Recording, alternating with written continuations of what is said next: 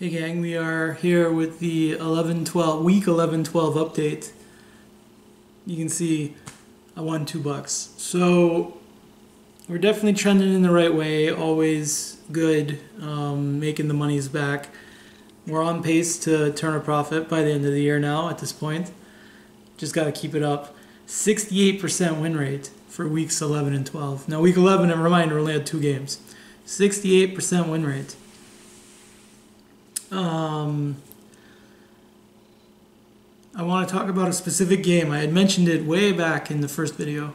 What would I ever do if the odds were too good? This week, the Montreal Canadiens face the Florida Panthers, and that's one of the worst teams in the league versus one of the best teams in the league. And the Florida Panthers to win was $1.12 if I bet $1. And the Montreal Canadiens to win was $5 something. It was the craziest odds I've seen so far this year. And I was very tempted just on equity. Is that the right use of the word equity? Bet on the Habs, because a 12-cent return is nothing. Who cares?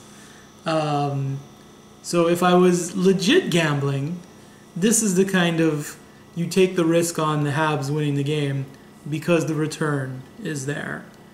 But that's not what I'm doing. I'm betting $1 on every game. So my interest here isn't to try and maximize return versus risk. My interest is to win every game. So I did bet $1 on the Florida Panthers and got a $1.12 return. On the side, I bet $2 on the Habs. Because it was worth it. It was worth the shot. And they, I would have got $8 back if they had won. And the game was 2-2 at one point. They wound up losing 5-2, but it was 2-2 at one point. So, that's hockey. That's sports. Anybody can do anything.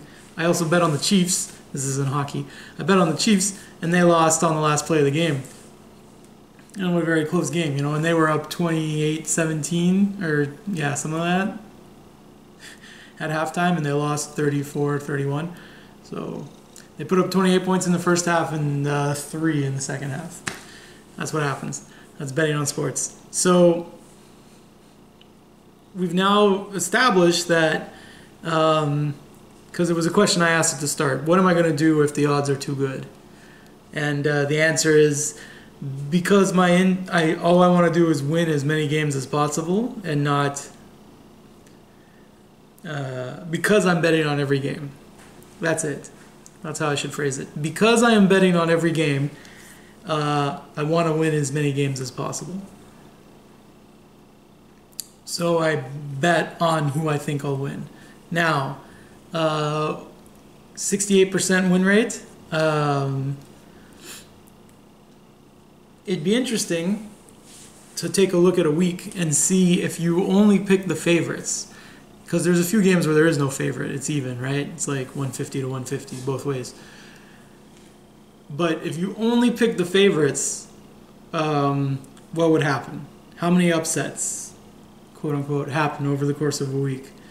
Because I see it, obviously, and it's something I think about, but I'm also paying attention to my knowledge of who's on a streak, who's in the lineup, who's out of the lineup,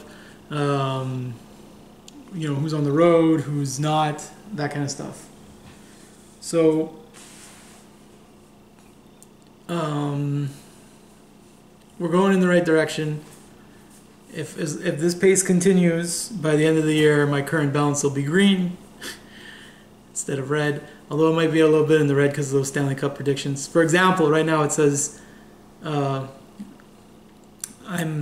down $25.76, but 10 of those dollars are on Stanley Cup winners. So I'm really, just on the NHL regular season, I'm down $15.76, which ain't bad. At $2 a week, that's 8 weeks to be in the green, so 2 more months. We will see if by, because this is January, if by March my current balance is $10 or less, negative $10 or less. we will see. And that's pretty much it for this week.